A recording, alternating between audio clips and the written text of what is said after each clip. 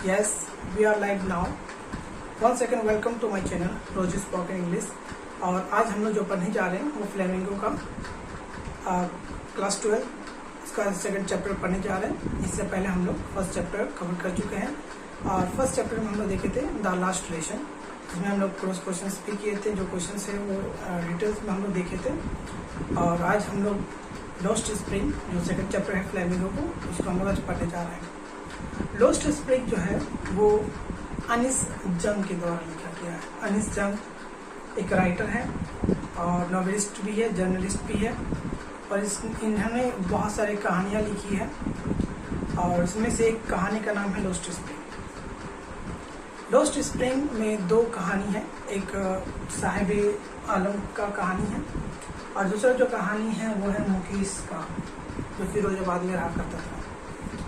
तो आज हम लोग फर्स्ट जो है उसको कवर करेंगे, दैट इज साहिबे आलम, और इसके बाद हम लोग मुकेश जो इसका सेकंड पार्ट है उसको हम लोग देखेंगे।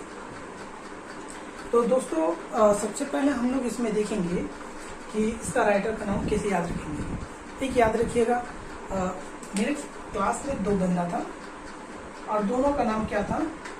अनीस। क्या नाम था? अनीस। क्या नाम था? अनीस। हमेशा टीचर जो टीचर आते थे वो कंफ्यूजन होते थे, क्योंकि दोनों का जो टाइटल था वो दोनों कुमार ही लिखते थे और कुछ नहीं उसमें ज़्यादा लिखते थे, इसलिए अनीस कुमार ये कंफ्यूजन हुआ करता था। तो जो एक अनीस था उसका थोड़ा पैर तो थोड़ा हैंडीकैप टाइप था, इसलिए वो हमेशा एक बैसाखी में आता था और उसका जो बैसाखी था वो बैसाखी में क्या लग गया था? जंग लग गया था। तो इससे हम लोग डिफाइन करते थे कि अनीस जो है कौन सा अनीस का बात हो रहा है यहाँ पर, ठीक है। तो एक का नाम दिया गया था अनीस कुमार और दूसरा को हम लोग बोलते थे क्या? अनीस जंग, ठीक है। उसका क्या लॉस हो गया था? पैर हैंडीकैप था, मतलब इसलिए उसको हम बोल सकते हैं। इससे भी आप कंबाइन कर सकते हैं, लॉस्ट स्प्रिंग क्या है? अनीस जंग, ठीक है। क्या नाम है? अनीस जंग। इस तरह से आप इसका जो राइटर है आप याद कर सकते हैं। तो चलिए शुरू करते हैं हम लोग इस कहानी को। तो लॉस्ट स्प्रिंग जो है वो अनीस जंग के द्वारा लिखा गया है। इस कहानी में एक कचरा चुनने वाला बच्चा रहता है और उसके कुछ साथी भी रहते हैं जो अक्सर क्या करते थे, कूड़ेदान में मतलब गार्बेज डंप्स में जाकर वो कचरा मतलब चुनते रहते थे। एक दिन जो ये है राइटर अनीस जंग, वो उन लोग के सामने गई और उन्होंने कहा कि आप लोग यहाँ कचरा में क्या कर रहे हो, मतलब गार्बेज डंप से आप क्या ढूंढ रहे हो? तो जो रेक पिकर्स का मतलब होता है जो कचरा, जो कूड़ा जो है वो प्लास्टिक का बोतल ये सब चुनना जो है ना बोलते हैं ना, और उसको एक बोरा में डाल देना, उसको हम बोलते हैं, और उसको चुनने वाला को हम बोलते हैं रेक पिकर। तो रेक पिकर्स को अनीस जंग पूछते हैं कि आप लोग यहाँ क्या कर रहे हो? तो साहिब आलम जो है वहाँ पर वो बोलते हैं कि हम लोग यहाँ पर सोना ढूंढ रहे हैं। तो इसलिए जो वो काफ़ी ज़्यादा सब बात से हेलमेट हो गई अनीस जंग और जो साहिब आलम थे। अनीस जंग ने कहा क्या तुम स्कूल जाना पसंद करोगे अगर मैं स्कूल खोलता हूँ? तो वो बताता है कि हाँ ज़रूर, अगर आप स्कूल खोलते हो तो मैं स्कूल जाऊँगा।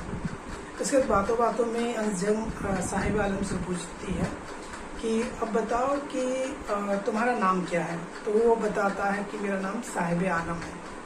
क्योंकि दोस्तों साहिबे आलम का जो मतलब है, साहिबे आलम जो वर्ड है एक उर्दू वर्ड है और इसका जो मतलब होता है वो होता है विश्व का मतलब स्वामी, हम लोग बोल सकते हैं इसका मतलब ब्राह्मण का स्वामी हम लोग इसको बोलते हैं, यूनिवर्स ऑफ लॉर्ड। अब आगे है कि ये बातें होती हैं और इसके बाद अनीस जंग वहाँ से चली जाती है। कुछ दिन बाद साहिब आलम एक फील्ड से होकर मतलब एक मैदान ग्राउंड है बोल सकते हैं, जहाँ पे कुछ रिच पीपल के जो बच्चे हैं वहाँ पर जाकर टेबल टेनिस खेलते हैं और टेनिस खेलते हैं। वो जो बच्चा है साहिब आलम वो ग्राउंड के बाहर से ही वो खेल को देखता है, क्योंकि अब तो वो बहुत गरीब है और इस वजह से वो उस तरह के रिच पीपल के बच्चे की तरह वो नहीं खेल सकता है ना, ग्राउंड में वो जाके वो चीज़ को कर सकता था जो रिच पीपल कर सकता है। तो यहाँ कहीं ना कहीं अनीस जंग जो है वो अमीर और गरीब के बीच में जो भेदभाव है, जो डिस्क्रिमिनेशन है, उसको बताने का कोशिश की है अनीस जंग। उसके कुछ देर बाद क्या होता है, साहिब आलम जो है वो ग्राउंड के अंदर जाता है, और ग्राउंड के अंदर जाते ही उसको क्या होता है कि कुछ मतलब एक पेयरिंग हो सकते हैं, दो नहीं, एक जोड़ा जूता उसको मिलता है, जिसमें से एक जूता का जो था वो छेद था, उसमें होल था, लेकिन वो फिर भी उसको पहनता है और काफी ज्यादा खुश हो जाता है। कुछ महीनों बाद साहिब आलम जो है अब ये सब काम छोड़ दिया है, और वो क्या करता है कि अब वो एक टी स्टॉल में, मतलब एक चाय की दुकान पर वो काम करता है, और उसे 800 रुपये वेतन मिलता है, साथ में खाना भी मिलता है। लेकिन इस कहानी में ये बताया जा रहा है कि अब वो जो है वो अपना खुद का मालिक नहीं है। जो उसका मतलब था, जो उसका नाम का मतलब था कि लॉर्ड ऑफ यूनिवर्स, ब्राह्मण का स्वामी, लेकिन अब वो ब्राह्मण का स्वामी नहीं है, क्योंकि वो कहीं ना कहीं किसी ऑनर के अंदर काम करता है। आज जो है उसको वो चाय की जो केतली रहता है, उस केतली उसके लिए बहुत ज़्यादा स्टेमिक हम लोग उसको बोल सकते हैं, वो काफ़ी ज़्यादा भारी होता है, कहीं ना कहीं रेक पिकर उठाने से। रेक पिकर उठाने के टाइम में वो कहीं फ्रीडम था, लेकिन यहाँ अब कंपनी नहीं, सॉरी, टी स्टॉल में आने के बाद उसको क्या होता है कि वो किसी के अंडर आ जाता है, वो फ्रीडम नहीं होता है, वो अपना मालिक नहीं होता है। तो अनीस जंग जो है इस कहानी के थ्रू ये बताते हैं कि ये जो है कहीं दो मतलब क्लास बोल सकते हैं, अमीर और गरीब जो क्लास होता है, lower class and rich class, उन दोनों के बीच में कितनी अंतर होता है, कितना अंतर पाया जाता है, कौन पढ़ाई कर पाता है, कौन नहीं पढ़ाई कर पाता है, गरीब लोग क्यों नहीं पढ़ पाते हैं, ये सारा बताया जाता है। इसके बाद इसमें ये बताया जाता है कि ये लोग कहाँ के थे। तो कहा जाता है कि जब बांग्लादेश पाकिस्तान से अलग हुआ था, तो उस समय बांग्लादेश से कुछ रेफ्यूजी, जिसको बोलते हैं वहाँ दूसरे देश के बंदा जो हमारे देश में आ जाना, तो ऐसे लोगों को लोग रेफ्यूजी बोलते हैं।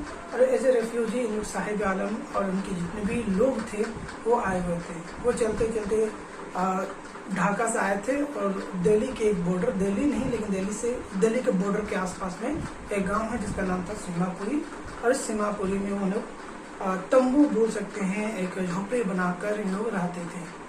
वहाँ का जो दशा है बहुत गंदा दशा है, काफ़ी ज़्यादा प्योरिटी है। वहाँ पर ये देखने को मिलता है कि वहाँ के लोग ज़्यादा एजुकेटेड नहीं है, नहीं पढ़ पाता है, उनको सरकारी व्यवस्था नहीं मिल पाता है, उसको बहुत सारी चीज़ का अभाव रहता है।